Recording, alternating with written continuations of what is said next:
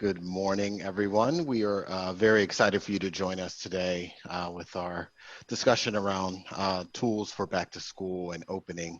And before I turn it over to Kelly for introductions of our guests today and to start the conversation, wanted to go through just some of the kind of ground rules for the conversation today. As you joined, you should have been muted. So hopefully if you can stay muted throughout the conversation. Please feel free to put any questions into the chat window. There's a chat icon at the bottom of the screen that'll pull up a chat bar. If you put that in and hopefully Kelly can get to it in a moment. If not, we will certainly leave time at the end to circle back for questions. So we appreciate that. Also, we wanted to let you know, feel free to, take notes, but we will also be recording today's session. So you will have that as well as any of the slides for your reference to refer back to. Okay, and I will turn it over to Kelly for introductions. Good morning, everybody. Thank you for attending.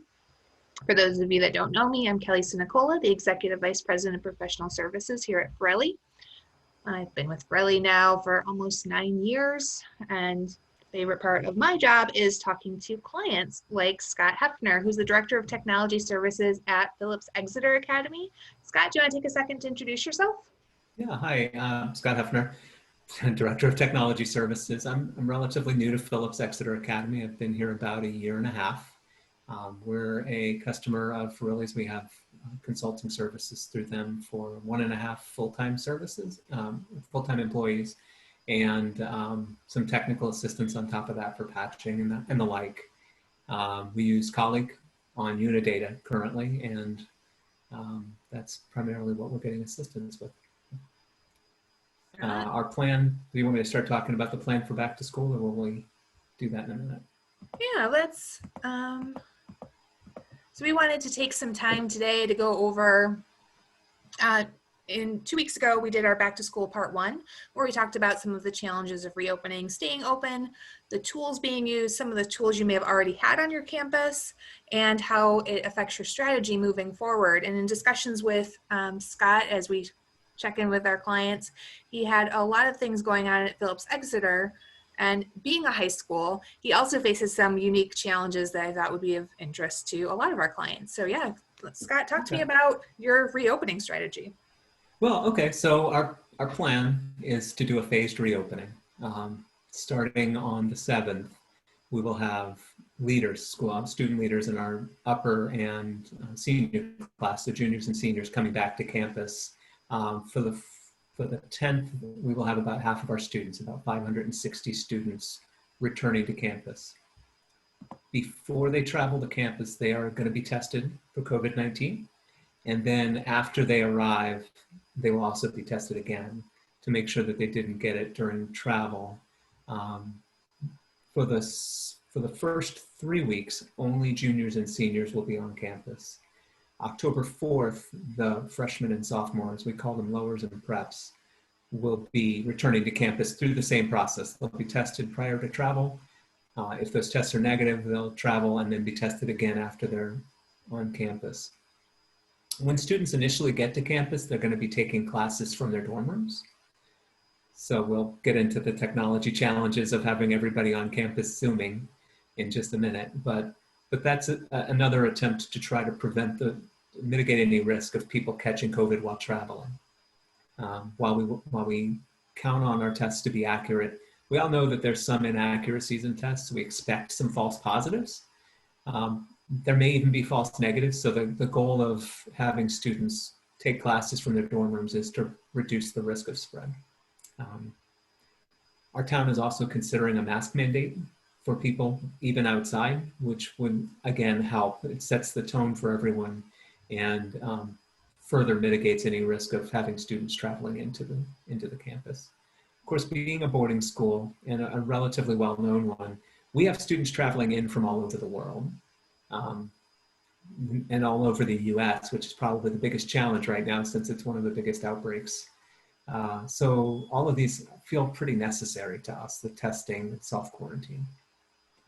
If someone does end up testing positive, the plan is to have them leave campus And we have contact tracing in place. Anybody that was in contact, close contact with them, is going to be moved into a quarantine dorm.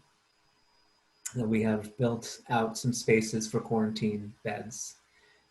So that's kind of our strategy for virus mitigation. We're also testing all employees who are on campus.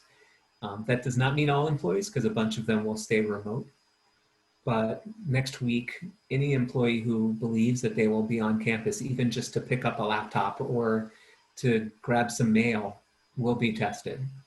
And if somebody wants to come to campus, they have to be tested before they come. And they have to have a negative test. The school is providing those tests next week. If anybody doesn't take up those tests, we will pay for the testing later. So that's kind of our strategy around virus mitigation. And of course, if everything goes well, we would end up back in person in class, but we have not committed to that at this point. Right now, everything is distance, on campus or off. I guess the other thing I should say is that students were given the option of being full remote, and probably about 10% of them chose that option. So we'll have 100 or so kids distance learning. As a boarding school, we also have what we call day students. Those are students that are nearby. They don't live on campus, but they travel to campus for class every day. We have set up spaces in the library for them to take classes online from the library. Same challenges, right? So we're using wireless. It's a pretty high density of students trying to utilize the same access points. So there's a little potential for trouble there, but we're going to try to work through all of that. So that's kind of our initial plan. A lot of people working from home. Anybody that doesn't need to be on campus has been encouraged to work from home. And then anybody who does need to be on campus, as I said, will be tested. Go ahead. So that means you have students potentially connecting from home, from the library, from on campus, from their dorm rooms. You have your workforce connecting to the academy from home or from the academy. How has that affected your networking? Oof. Well, so remote is fine. Most of our platforms that are student facing are cloud-based. So we have Colleague, but we have Canvas for the LMS. And Canvas is in the cloud, so it's not so challenging for us for remote people. On campus is a different story. As you can imagine, the way wireless works, to get a little geeky for a second, is essentially, it's like the old-fashioned telephones where you'd have like a party line and you'd ring everybody and somebody would pick. Anybody remember party lines? I'm probably not using a great analogy, but imagine a phone where 5 people pick up at the same time, but only 1 person can talk. It's not full duplex. So when you're using an access point, it may feel to you like all 5 people in the room are using it at the same time, but it's technically not true. So as you start to share, especially if some of the people connecting to that access point have a bad signal, it can impact performance. Mm-hmm. So we have been actively working to upgrade and densify our wireless network, have more access points, less space between them, higher speed. That was part of our plan already, but we pushed that up to try to make it a better experience in as many places as possible. But beyond that, 1,200 people on campus using Zoom at the same time requires some planning. So we have been actively working to re-terminate the fiber that connects our buildings to try to get it up to 10 gig so that our entire core network is 10 gig. We have increased our internet connection to 4 gig with the potential to upgrade it as high as 20 within a couple of days. Obviously 20 is useless because we have a 10 gig core, but still we could do it. The reason it's 20 is for failover capabilities. And then just on the wireless side, we've been doing site surveys using a tool from Idaho to evaluate coverage in all of the dorm rooms and the areas that we expect to be used, and to try to mitigate areas with bad coverage by just dropping in physical Ethernet cabling. And also because Macs don't have Ethernet ports in most cases, bringing converters along with that for USB-C to Ethernet. And that's kind of our plan for how we're going to manage the network. There's more to it than that. We're building outdoor wireless as well. Mm-hmm. So that's a brand new function on campus. We will have 5 or 6 locations with outdoor Wi-Fi to service tents that they're going to have around campus. And those tents will be used for things potentially like student activities, dining, maybe even classes. Although I have a hard time imagining that video conferencing outdoors in a tent is going to work particularly well for audio or video. We will have Wi-Fi in those areas. So that's a pretty big update for us as well. I think that's probably about it on the network side. We've also implemented quality of service so that we can prioritize certain traffic. And in our case, it's a combination of Zoom and unified communications that we're prioritizing. So if there is a bottleneck anywhere on the network, that traffic will go first. Okay. So, Interesting. So there's a lot. I mean, we're doing all this. This is all in 3 months. This is right, and 18-hour days. Well, 70-hour weeks anyway, right? So it's not the days, it's the weekends that's really that makes it harder. But my team is just so fantastic, and it's not just the infrastructure team. Every team is in the middle of something huge, and the effort and attitude and just willingness to continually give more is astonishing. I love my team. It's a bunch of really great people. I definitely agree with you there. And I've only been there 1.5 years, so I take no credit for any of their attitude or any of their effort, and the way that they're tied to the academy. They really love this place, and it just shows every day. Absolutely. Now, one thing you mentioned was possibly having classes outdoors. Now, Phillips Exeter has an instructional model that revolves around discussion. Is that right? Yeah, so we utilize the Harkness method for teaching, and it's discussion based. It's largely led by the students. So the faculty will bring up a topic, they'll help to discuss it, but the students, they have to come prepared because they have to discuss and participate. So there's it's core to the mission of Phillips Exeter Academy is to discuss topics and to really engage everyone in the room. And when not everyone's in the room, that can be a challenge. So some of the items that we've done over the summer to try to improve that, of course, we have Zoom, and Zoom is pretty great, and frankly, and so is Canvas. Canvas is a terrific LMS, but we've improved our use of those tools. They weren't standardized for obvious reasons in the spring. Our courses in Canvas were not set up the same way for every class because they didn't have to be. If you had a question about where an assignment was located, you could just go find the instructor and get that information. So if it wasn't the same look and feel for every class, it wasn't as big a deal. But the second we went off campus, that became a lot harder for people. Knowing where homework is, knowing when quizzes are, knowing all of that stuff became something that they really needed to be able to find themselves. So we have created template classes that we'll be using for Canvas in the fall that will help organize how the student experience is within Canvas. Okay. In addition, we've added a ton of plugins and APIs into other systems. A good example of that is we're going to use Microsoft OneNote class notebook as a digital whiteboard. So all of the students are required to have an inking device, or whether it's an XP Pen Star G640 or an iPad or something like that, so that they can participate, whether they're on campus in their dorms or remote, they can actually use the same whiteboard. And then of course, just tons and tons of other online content that's been plugged into Canvas. It's inspiring to see the ways that faculty are innovating and the openness they have to trying new things, especially in an organization that's so grounded in tradition. Absolutely, and then just taking that all up to the cloud, basically. Yeah, and they're looping us in. We have I'm going to get his title wrong, Dean of Studies. Boy, that's the wrong title. I apologize. His name's Scott Saltman. And he and one of our other deans, Laura Marshall, have been working together to organize the software that's going to be used in the fall. Because as you can imagine, with everybody trying to reinvent their curriculum, there's a lot of different things being proposed to be used in the classroom. And again, for the student experience, and also just to mitigate any risk of cyber attack, we want to reduce the number of tools in use. That is not a traditional way of thinking on campus. We really have terrific instructors and faculty, and we give them the freedom in their classrooms to use kind of whatever tools they want. because they really are outstanding instructors, and to inhibit that would be wrong. But in this case, we kind of have to.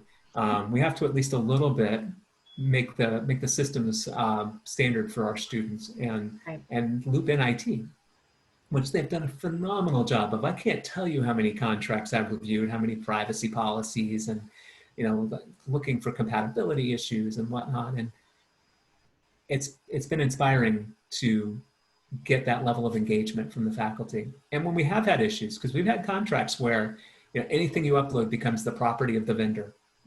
They sell all of the information that you upload about your students. They don't sell it directly. They share it with their partners for free. Like, come on, it's the same model Google has.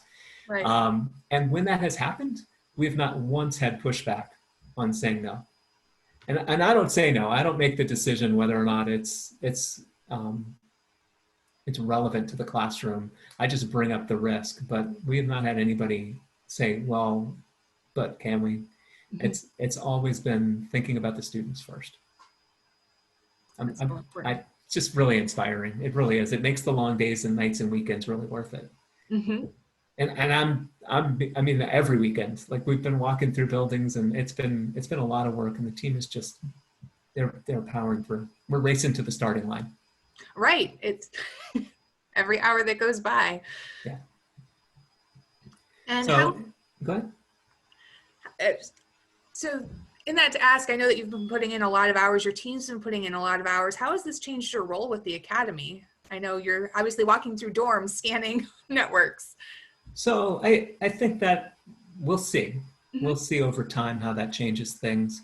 My hope is that we come out of this in a more consultative role. I mean, we're certainly consultative on the business side. We work with the business thoroughly on all of the initiatives that they have.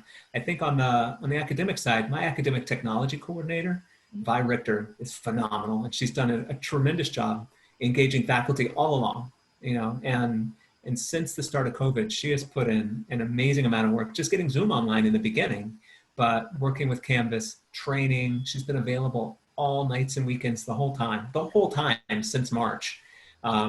She has really engaged the faculty, and I think is part of the reason they're so excited about the tools that they're looking at using and so willing to work with us. I think on that side, I think the work that Vi has been putting in is absolutely going to pay off, and that we're going to have a much bigger role in consulting with faculty and trying to standardize the user experience as well.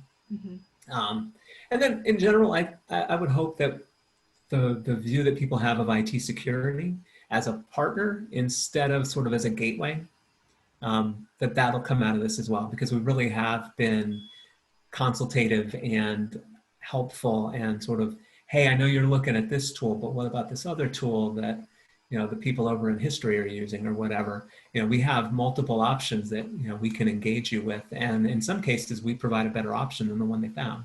I think in those areas we're really showing value, and I hope that carries over to the return to the class, the full return to class. Well, we'll see. And these are strange times. Yes, absolutely. And if that transition of information security, instead of being a barrier to be a partner, could go across the country, that would be excellent if that's an outcome of all of this. I mean, it's certainly time consuming to review privacy policies and terms of use and look for SOC SOC type 2 audits, and all of that stuff takes time. But when you think about the risks of not doing it, it's too critical. And I do all of those reviews myself. We have legal counsel on staff, and anything that's questionable, I send over to her as well. Wow, a lot of reading, up late nights. About 175 contracts this year so far. Oof. Yeah, it's worth it. It's worth it to keep our students safe. So what are some of the other tools being used? Oh, Lord. Boy, there's a lot. I should probably have my list out. There's a social annotation platform. I'm going to forget the name of it. So forgive me for that. Hypothesis, I think it is, where you can go online and you can mark up PDFs or websites in a shared environment. So it's sort of this group experience to look at, sources of material and comment on them. And that's a really interesting tool. There are tools like Flipgrid that are more social platforms. Boy, I would have to pull up my list. There's a lot. There is an awful lot. So for statistics, we've got a new platform called Skew the Script, where they have real world examples of statistics and problems with multiple outcomes, so that you're not sort of providing the rote math stats courses where you're talking about the odds of having like a blue M&M or something. You really have real world problems and look at statistics, and also look at how statistics can be manipulated. So we have probably, between StatsMedic and Skew the Script and that kind of stuff, we have a bunch of options there. We've got physics from Vernier. There's some applications there that we're using. Well, I feel like I should have had a list. But just a lot of stuff like that. We've been looking at online tools for like quizzing. ED puzzles, one of the solutions we're going to use. So there's just an awful lot. That's another area that I have to say, I'm from regulated industries, insurance prior to this place, and then I worked 10 years at a hospital. You don't see the kind of giving away of material in those environments that you do in education. No. I was working with Laura Marshall, one of our deans, on an application called, I just mentioned it, called Skew the Script, with that extra content that she's looking for her class. It was generated by a teacher over the summer. She's just giving it away. It's really cool to see that level of generosity. Yeah, and collaboration. Yeah. Boy, there's just a lot more. I just, off the top of my head, I can't remember because I've been so wrapped up with our COVID testing and contact tracing, which we didn't really talk about contact tracing, but that's been a big time chunk. So I guess looping back onto COVID, the state of New Hampshire has guidelines where you're highly recommended that you keep track of your employees' symptoms on a daily basis. So we did create our own symptom checking Power App in Microsoft SharePoint and have distributed that. That'll be used for students as well to track their symptoms daily. And we had, back in June, we signed on with a company to develop an app for contact tracing. That recently went sideways on us. The app has not been published. It was rejected by Google and Apple as not having enough use, not being valuable enough. Oh, That's a tough one. So we're not confident that they're going to get approval. And I've been scrambling for the last couple of days to try to figure out what we can do for a replacement. So I've been looking at a lot of solutions there as well. But certainly automated contact tracing is a key part of our plan, because it's just hard for people to remember who they've been in touch with. So when they do have a positive test, we want to be able to help them jog their memory and say, hey, it appears that you were in contact with this person and that person. Were you socially distant? Were you wearing a mask? Were they wearing a mask? The types of questions our health center will have to get answers to. And then your health center will be following up on anything that's reported from that app. Yeah. Yep. Health center will follow up with HR for employees, and then HR will reach out to employees, and the health center will follow directly up with students. Okay. That's quite the endeavor in and of itself. Yeah. And we're doing all of this while we're actively working on an HR project, a finance, HR system replacement, a financial system replacement, a donor replacement, and an admissions system. All active projects that did not slow down due to COVID. So we're breaking at the seams. We're also implementing a new unified communication system. And that was partially approved due to COVID. So there's a lot of areas where we have to take this as a positive and say, okay, we were $75,000 short of what we needed annually for a good UC system. And in order to make it more reasonable for people to work from home, we're going to find that money. We've gotten approval for it, and we're starting the implementation. Our phone system was from the 90s, and that's not an exaggeration. All of our phones have to be purchased on the gray market today. We're going to go from that to fully integrated voice and video conferencing and faxing and voicemail to email, all that stuff like that. We will have that all done by April. So it's pretty cool to see the support that IT is getting from the Academy as a part of the push for mitigating risk for COVID. Mm-hmm. And you think about all the network upgrades I talked about, we wouldn't have half of those. We would still have our new wireless because it's past time for that, but everything else wouldn't have happened. We're setting ourselves up for future success. Which is important. And have you even taken a breath to analyze how this is going to affect your strategy over the next 6 months, 12 months, 18 months? So yeah, so we've had a 5-year plan for business systems since before I started. That 5-year plan included an ERP replacement to best of breed, which is what we're working on now. But when I started, I identified an issue with our infrastructure plan. It really wasn't mapped out, and there were some gaps. Our lifecycle replacement was 7 years for all of our equipment, which was too long because a lot of the equipment would go end of life before it was replaced. So we built out, my infrastructure team and I built out, and I should say infrastructure and desktop team, built out a 5-year plan and new lifecycle budget, took it to the trustees and got approval for increasing our capital so that we could do refreshes every 5 years instead of 7. So we had a 5-year plan, and almost everything we're talking about was in that plan. So we really just pushed it up the timeline. Mm-hmm. Now that will have downstream impact because we still can't hold on to our wireless network for 7 years. We still have to replace it after 5. More importantly, the wired network wasn't due for an upgrade for another 2 years. Mm-hmm. So that's getting shoved up, and we may have to consider an upgrade to that sooner than later. But we had a plan, and we're able to execute on it because of that. And if nothing else, we're just kind of getting ahead of the game a little. So at some point, I've got to look into the future and say, listen, in 5 years, we can't do all of this work at once. Right. So we either have to start an upgrade early or we have to somehow put it off. So we're going to play it by ear. My hope would be that in 5 years, we start a wireless replacement project for the wireless we're putting in now, and that we can put off the wire a little further.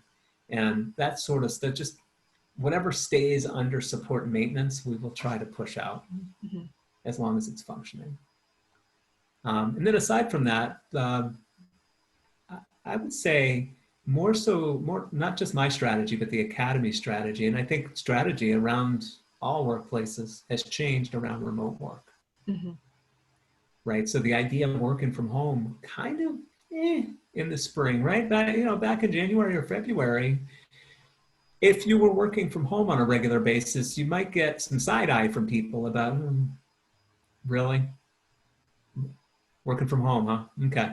And now it's everybody's used to it, and it really is. It's not as productive probably, but it's a trade-off that you have to be willing to make as a business to continue operating, especially right now. I think down the road, the change in people's lifestyle, the benefit to work-life balance, we're probably going to stay here. We're probably going to continue to allow people to work from home much more often than they do today. And so that means that tools like Zoom or unified communications or, Office 365 or Google, those tools are going to be core to our business operations. Mm-hmm. It's pretty awesome. It's just great for IT. I know it doesn't feel like it right now, but it really is. Well, and we get to go through these times that no one's been through before. So it opens up interesting opportunities all along the way. I would like everyone to get past this. Like, let's get through COVID and get past it, and so that we can just be using the IT systems because we want to. Right. Not because we're in a pandemic. Right. Yeah, I will say I didn't even think about how much culture had changed. At Forelli, we've been working from home forever. And usually I had a new neighbor move in and I said, oh, well, I work from home. And he sort of did the other side eye to me, like, well, of course you work from home. Everybody works from home. Right.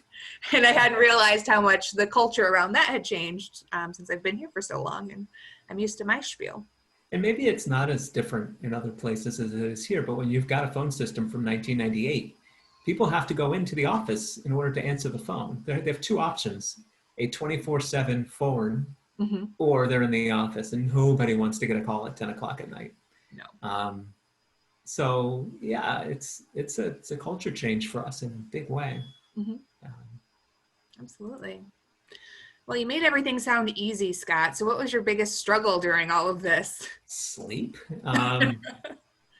That's not an exaggeration. That probably is the biggest struggle. I think, if I'm being honest, a little bit of a feeling of guilt because there's just so much work on my team and on me, but I know that's my fault, at least the work on me.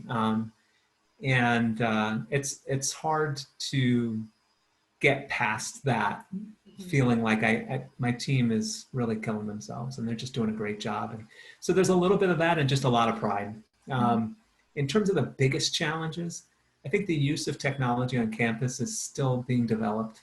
So it's so much change so quickly that it's trying to build out the most flexible and robust infrastructure and have the best tools possible while maintaining security and good student experience. It's kind of all of it.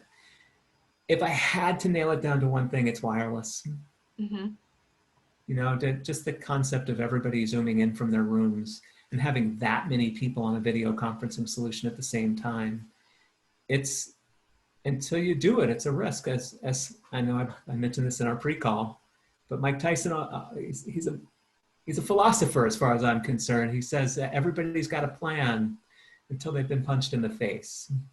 And our punch in the face comes September 10th when classes start. And until then, with all the effort we've put in and all the good work we've done, everything will be, the value of all of that work will be determined on the 10th. And I think we even saw Zoom get that punch in the face a little bit on Monday when they had that major outage. God, I credit to Zoom. I know there's been a lot of complaining about Zoom and its security, its lack of end-to-end encryption, it's the Zoom bombing, which really wasn't their fault to begin with. No. But wow, did they scale quickly. And pretty seamlessly. I mean, when we started off-campus classes in the spring, I told our administration, you should expect Zoom not to work. I mean, it might, but that's 200 extra million people or whatever it was, some insane number of new users, hundreds of millions added and just really no downtime. Right. I mean, the biggest problem they had was people would publish meeting details publicly and then they'd get disgusting people joining their meeting. Which is the same problem any of us would have if we did the same thing on any of our platforms. I mean, I would say, especially from the academic perspective, between Zoom and Canvas, we couldn't have had better tools.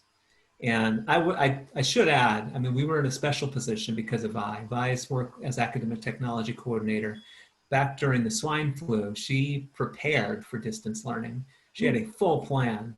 So when it came time to go to distance, she was able to just implement. She didn't have to create. And that was a big part of our success in the spring. And that's also probably why infrastructure is a bigger challenge, is because we were more prepared on the other side. You would never have thought everybody'd be on campus using Zoom last year. That's just, no one had ever used Zoom in a classroom as far as I'm aware. No, and I do want to add in that one of your buildings is on the National Registry as well. Library. The library. The library where your local students are having classes. So that could end up being a challenge for us. So we cannot just deploy access points in that building. We cannot do any wall penetrations. We can't change the look of the place. Our access points literally are blended into the environment. So we have special covers for the access points that make them harder to spot. There's no visible lights, there's nothing. So if coverage isn't effective, it's going to be really hard to fix. I've done the walkthrough, it looks okay. We'll see, right? We'll see. But yeah, that building is challenging. And one of the outdoor tents is right next to it. We cannot penetrate the building to put an antenna there. So we're really, we're hamstrung a little bit by that. But I mean, it's a building the Academy takes great pride in. We have a lot of tours of that building, just buses of people that come in to see the library. So we have to be respectful of that. But yeah, that's a challenge. Don't want to make it seem like it's too easy on campus to just well, change and not only that, but that library is undergoing massive renovation right now. So while we're doing a walkthrough, a lot of our access points are down for maintenance because they have to be offline. So we're just doing the best we can there. Mhm. Makes sense. Yeah. And as I said, I mean, for effort, gotta hope the results follow. We'll find that out as the kids come back. At least it's only half of them to start. Ramp up. Yeah. Okay, so I wanted to check with the group. Does anybody have any questions for Scott about what they're doing? Does anybody want to comment on something that's going on their campus? Feel free to come off mute.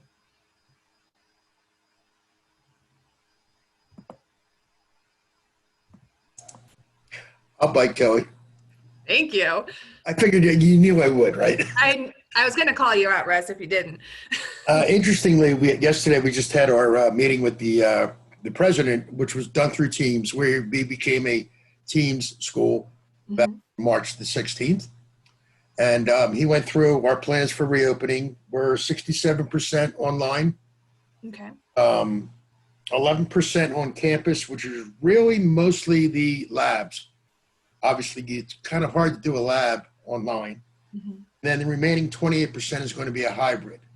So they created a group, the Return to Campus Committee, that started meeting in June. I wasn't part of it, but I was fed information about what was going on, obviously, because we're IT and we know about what we need to do. But they met and they opted, and we've decided that our dorms, we have a capacity for 800. We cut that down to 630, which includes about 80 students that we made an agreement with a local hotel to house. So we have no more triple dorms. We are only doubled up. We have a very, very strict move-in schedule that begins actually tomorrow. It's no massive groups coming on. You have specific times. And after those time intervals, everything is shut down for an hour, and our maintenance crew comes in and does a thorough cleaning and disinfecting of all the areas that were affected. They're still back and forth with our athletic facility.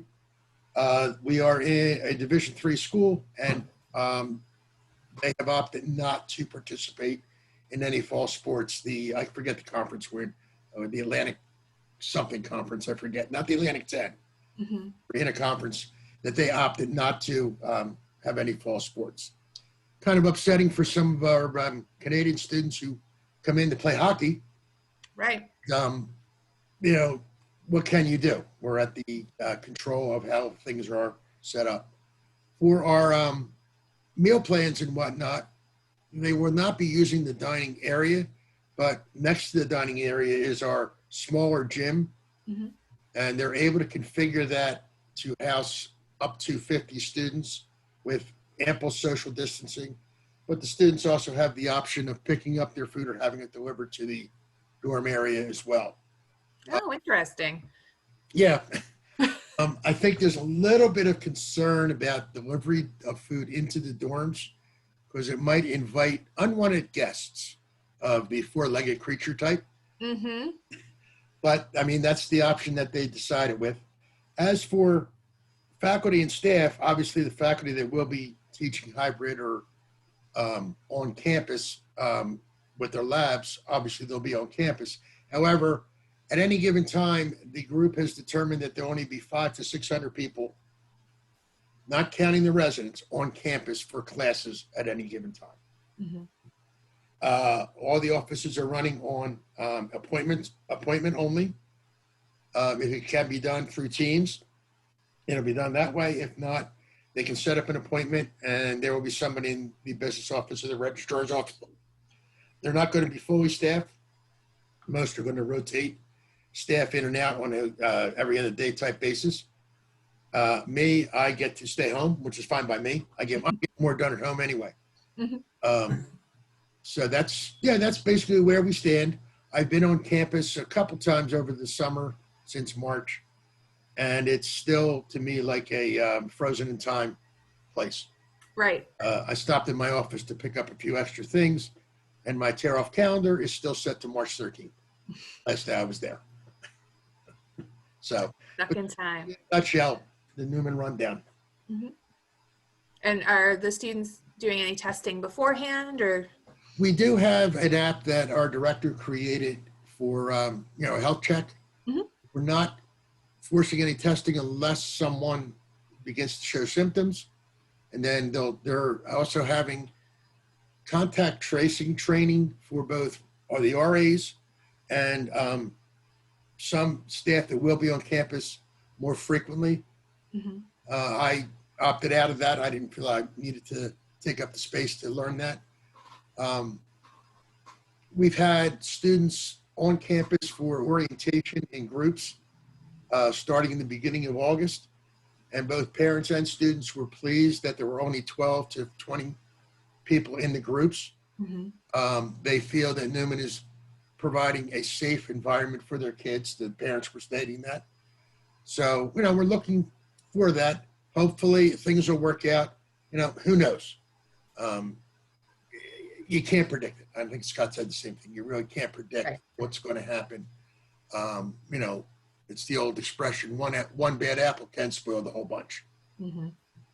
Hopefully everything will work out, and hopefully come January, February, most of us, everybody can all return back to campus. They are having a shortened term. They will end just before Thanksgiving, Mhm. be 100% online after that. So the labs will get themselves done by Thanksgiving, and then they'll finish up the rest of the term by online only. For those that obviously they go home, they don't want the chance of anything coming back. They're asking students not to leave on the weekends. They're asking them to stay on campus. Things like that to mitigate external exposures. Mhm. And that's one thing, Scott, I wasn't sure of for your students that are staying on campus. Are they going home on the weekends or are they just staying the duration of the semester? No, they're staying. Okay. So a lot of them travel from foreign countries. We have Right. a lot of kids from like China, and but yeah, they're all staying unless they get COVID. If they get COVID, no matter where they're from, they have a place to go off campus. Okay. So it might be local. They might have like a family that they're going to quarantine with, Mhm. but that's what they're going to do. If they're just in contact with someone who's positive, then they go in our quarantine dorms. But if they test positive, then they would move out and go to their emergency family or back to their own family if they can. Okay, makes sense. Yeah. So the Newman team is keeping folks on campus, and so is the academy. Yeah. Okay. Anybody else want to chime in? Questions or how your reopening's going?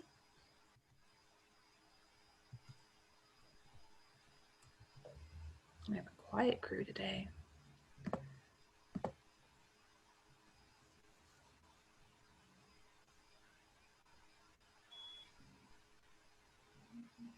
Okay. Let's see. As always, we are continuing our webinar series.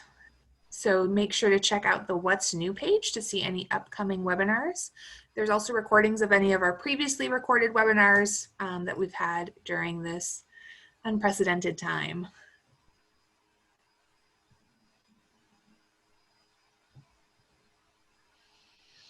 Okay, I want to thank everyone for joining us today. I want to thank our guest speaker, Scott. Thank you so much for sharing that. If you have any information that you'd like to share with Forelli or need to get in contact with us or want to share any potential webinars, please feel free to email us at info@forelli.com or give us a call. We truly appreciate it and we look forward to connecting with you soon. Thank you everyone for joining. And we will hang out as we typically do afterwards if anyone has any additional questions.